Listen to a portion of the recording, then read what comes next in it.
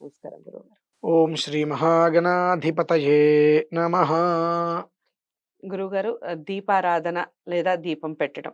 దీపం రకరకాలుగా పెడుతూ ఉంటాం. సరే, అవునండి. రకరకాలుగా పెట్టే దీపాల గురించి కాదు కానీ మామూలుగా దీపారాధన విషయంలో ఎవరైనా పెట్టొచ్చా దీపారాధనకి సంబంధించి దీపం?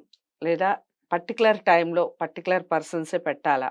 హ్మ్. లేదా ఎవరు పెట్టినా ఫలితం దక్కుతుందంటారా? టైం కూడా ఏ టైంలో పెడితే ఆ టైంలో పెట్టుకోవచ్చా దీపం అనేది? ఈ విషయాల గురించి చెప్పండి. తప్పకుండా అమ్మా. దీపారాధన విషయంలో ప్రధానంగా మనం చేసేటువంటివి ఎన్ని రకాలుగా చేసినా కొన్ని మాటలు అసందర్భోచితంగా వస్తూ ఉంటాయి. వాటిని మనం ముందు ఆ మాటల్ని మాట్లాడుకోవడం మానేయాలి. హ్మ్. ఏమిటి? దీపారాధన పెట్టడం. దీపం పెట్టండి, హ్మ్. దీపం ముట్టించండి, హ్మ్. దీపారాధన చెయ్యండి, దీపం వెలిగించండి. దీపం పెట్టండి అంటే అది తల కింద పెట్టడమే. అంటే హ్మ్. మీకు అర్థాలు తెలియకపోవచ్చు అందులో హ్మ్. అందరికి. దీపం పెట్టండి అంటానికి, దీపారాధన చెయ్యండి అంటానికి చాలా తేడాలుంటాయమ్మా. హ్మ్. హ్మ్. ఎప్పుడైతే దీపం పెట్టండి అని చెప్పి ఇంట్లో దీపం పెట్టినా అది ఇక పెట్టినట్టే. హ్మ్. దీపారాధన చెయ్యటానికి, దీపం పెట్టడానికి చాలా తేడా ఉంటుందండి. ఓకే. మన పూర్వం నుంచి ఆలోచిస్తే ఇంటి ముందు దీపారాధన చేశారా అంటారు. హ్మ్. తులసి చెట్టు దగ్గర దీపారాధన చేశారా అంటారు. హ్మ్. అయితే దీపం వెలిగించారా అని అడుగుతారు. దీపం పెట్టారా అనేది మాక్సిమంగా అవగాహన ఉన్న వాళ్ళు పెద్దవాళ్ళు ఎవరు వాడరు ఆ వాడరు. పదాన్ని. హ్మ్. ముందు ఆ ఒక్క పదాన్ని మనం తొలగించాలి అసలు. తొలగించేయాలి హ్మ్. జనాల్లో నుంచి. హ్మ్. తర్వాత దీపారాధన చెయ్యటము అనంటే మనం ఏమనుకుంటాం, ఈ కార్తీక మాసం వచ్చింది. ఏ గుడి చూసినా, ఎక్కడ చూసినా ధ్వజస్తంభం చుట్టూతా ఎక్కడ పడితే అక్కడ మొత్తం ఇంత ప్రదేశం కూడా వదలకుండా దీపాన్ని వెలిగించేసేసి నాకు పుణ్యం వచ్చేసిందని వచ్చేస్తాం మనం. హ్మ్. ఎక్కడ పడితే అక్కడ సంబంధం లేకుండా దీపారాధన వెలిగించడం వల్ల ఎంతో మంది ఆడవాళ్ళు తిరుగుతుండి ఎవరో ఒకరు కొంగంటుకుంటే పరిస్థితి ఏంటండి? హ్మ్. మరి వీళ్ళు చేసిన పుణ్యం అంతా ఏమైంది? పుణ్యం నాకొచ్చింది అనుకోవడం కాదు. హ్మ్. నా వల్ల నేను చేసేటువంటి పని వల్ల ఎవరికి ఇబ్బంది రాకూడదనుకో.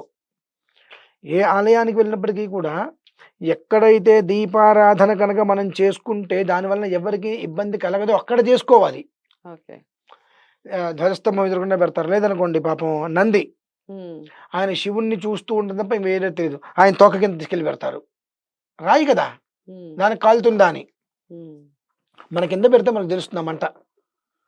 ఆయన కదలలేడు, వెనక్కి తిరిగి చూడలేడు. ఆయన శివుడి వంకే చూస్తూ ఉంటాడు. హ్మ్. ఆయనకేంటి నందికి, నీకు లోకంలో ఎవరున్నారయ్యా? నువ్వు తప్ప నాకెవరూ లేరు. నీలో ఉన్నది ఎవరయ్యా?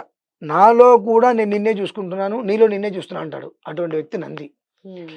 ఆయన తోక దగ్గర తీసుకెళ్ళి మన దగ్గర ఎలా ఉంటుంది? ఈ పక్కకి తీసుకెళ్ళి పెడతారు, ఈ పక్కకి తీసుకెళ్ళి పెడతారు. ఆ వేడి తగులుతూనే ఉంటుంది. హ్మ్. కానీ నేను పుణ్యం చేశా దీపారాధన చేసి. హ్మ్. ఈ పాపాలు, దోషాలు ఎవరికీ తెలియవు. అర్థం కావు. హ్మ్. నేను చేసేది పుణ్యం అనే భావిస్తారు మినహాయిస్తే ఇందులో ఎంత పాపం దాగి ఉంది అనేటువంటి విషయాన్ని మాత్రం ఎక్కడ హ్మ్. ఎవరు ఊహించరు. ఓకే. అటువంటి పరిస్థితి వచ్చినప్పుడు మనం ఎంత దీపారాధన చేస్తామంత ఉపయోగం ఉందండి? హ్మ్. ఉంటుందా? ఎంత దీపారాధన ఎలాంటి ఉపయోగం ఉండదు. హ్మ్. మరి దీపారాధన చెయ్యాలి అంటే ఒక ఆలయానికి వెళ్ళి, అయ్యా అర్చక స్వామి వారు ఇక్కడ దీపారాధన చేద్దాం అనుకుంటున్నాను. ఎక్కడ చేయమంటారు? దానికి నిర్దిష్టమైన ప్లేస్ చెప్పండి. హ్మ్. అమ్మ మీకు ఎక్కడ ప్రశాంతంగా ఉంటుంది అక్కడ చేయండి అన్నారు అనుకో. అది వేరే విషయం అయితే పలానా ప్లేస్ అక్కడ చేయండి అంటే అక్కడ మాత్రమే మనం హ్మ్. చేయాలి. మన ఇష్టం వచ్చిన చోట చేయడానికి వీలేదు. ఎందువలన ఇక్కడే చేయాలా? ఇది చేయకూడదా అని మనం అంటాం. ఆయనకి తెలుసు ప్రదక్షిణాలు చేసేటువంటి వ్యక్తికి నువ్వు చేసేటువంటి దీపారాధన వల్ల నీ వల్ల ఇబ్బంది కలగకూడదు. హ్మ్. అది దృష్టిలో ఉంచుకొని ఆ మూల ఈ మూల చెప్తాడు. దానికేంటి, ఈశాన్యానికే కూర్చోవాలి, దక్షిణానికే కూర్చోవాలి, పడమరకి తిరగాలి అని చెప్తూ ఉంటారు ఇంకా మన వాళ్ళు. ఇదిగో పులింటే అదిగో తోక అన్నట్టుగా. అమ్మా కాస్త వెళ్ళి దక్షిణానికి మూలగా కూర్చోమ్మా అంటారు. అంటే ఆగ్నేయమో ఈశాన్యమో వస్తుంది. మూలగా కూర్చోమంటే ఆ పంతులు గారు చెప్పారండి ఈశాన్యానికి కూర్చోమని చెప్పి. సిగ్గు లేదు. ఆయన ఎందుకు చెప్పారు? గుళ్ళో జనాలు వస్తూ ఉంటారు, ప్రదక్షిణాలు చేస్తూ ఉంటారు. ఈ దీపారాధన వలన వాళ్ళకి ఇబ్బంది కలగకూడదు, వాళ్ళ వల్ల నీకు ఇబ్బంది కలగకూడదు కాబట్టి ఒక మూలకి కూర్చుంటే ఎవరికి ఇబ్బంది లేకుండా నీ పని నువ్వు చేసుకొని వెళ్ళిపోవచ్చు హ్మ్. అని ఒక మూలకి ఎటన్నా కూర్చోమన్నారు. దాన్ని మనం ఏం చేస్తున్నాం? హ్మ్. ఆయన చెప్పారు ఈశాన్యం కూర్చోమని, ఆయన చెప్పారు ఆగ్నేయం చెప్పారని చెప్పి. హ్మ్. అంటే ఒక మాటకి రెండోది మనం పుట్టించేస్తున్నాం. దాన్ని మన ఇష్టానుసారం చేసుకొని ఇబ్బందులు అయితే మనమే కొని తెచ్చుకుంటాం. హ్మ్. ఇదొకటి. సామూహికంగా కొంతమంది కుంకుమార్చనలు అవన్నీ వస్తూ చేస్తూ ఉంటారు. ఉంటారు. అవును. అక్కడ ఆచమానంతో కూడా సంబంధం లేకుండా ముందు దీపారాధన చేసేస్తారు. హ్మ్. అక్కడ కూర్చోగానే ముందు ఎవరికి వాళ్ళు సర్దుకునే లోపే అర్జెంటుగా దీపారాధన చేయకపోతే ఏమన్నా అనుకుంటారేమో, లేదంటే కనుక మొట్టమొదటి దీపారాధన చేస్తే ఆహా ఆవిడకి ఎంత భక్తి ఉందో అందరికన్నా ముందు దీపారాధన చేసి చెప్పి మెచ్చుకుంటారని అనుకుంటారో వెంటనే దీపారాధన చేస్తారు. ఆ దీపారాధన చేసేదో ఎంత పూజ చేసినా ఉపయోగం లేదు.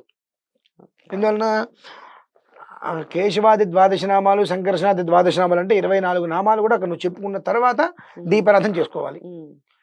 ఏమీ లేకుండా దీపారాధన చేసేసావుగా తత్సబ్రహ్మార్పణస్తు అక్కడ చేసి కూడా ఉపయోగం లేదు. కాబట్టి దానికి తగు సమయం సూర్యుడు ఉదయించడానికి ముందు ఇంట్లో దీపారాధన ఉండాలి, సూర్యుడు అస్తమించడానికి ముందు ఇంట్లో దీపారాధన ఉండాలి. ఇది ప్రధానం. ఎవరైనా వెలిగించవచ్చు. దానికి స్త్రీలు, పురుషులు, ముత్తైదులను వాళ్ళను వీళ్ళని ఎవరూ లేరు. ఎవరైనా వెలిగించవచ్చు శుభ్రంగా, ఎలాంటి సందేహం లేదు. కాకపోతే ఏంటంటే మనం దీపారాధన వెలిగించిన తర్వాత ఎక్కడ పడితే అక్కడ వెలిగిస్తే ఎవరో ఒకరికి అడ్డం వస్తుంది. కాబట్టి ఆ అడ్డం అనేటువంటిది లేకుండా దైవ సన్నిధిలో మనం వెలిగించుకోవడం శ్రేయస్కరం. తులసి చెట్టు దగ్గర కూడా వెలిగించుకోవచ్చు. కాకపోతే తులసి గట్టి ఇక్కడ ఉంది, దాని కింద వెలిగించండి. ఆ తులసి చెట్టు కింద వెలిగిస్తారు. కాకపోతే ఆ తులసి మొదట్లో ఈ మంటకి తులసి చెట్టు అందు వేడికి కములుతూ ఉంటుంది. కానీ ఇవన్నీ మనకు అనవసరమైన విషయాలు. మేము దీపారాధన చేసాం, మేము పూజలు చేసాం, గుడికి వెళ్ళాం, ప్రదక్షిణాలు చేసాం, ఫలితాలు రాలేదు. పంతులు గారు అంతా తప్పు చెప్తారు. ఎప్పుడూ కూడా ఒక నిందల వేయడానికి సిద్ధంగా కాపు కాచి ఉంటారు వీళ్ళంతా.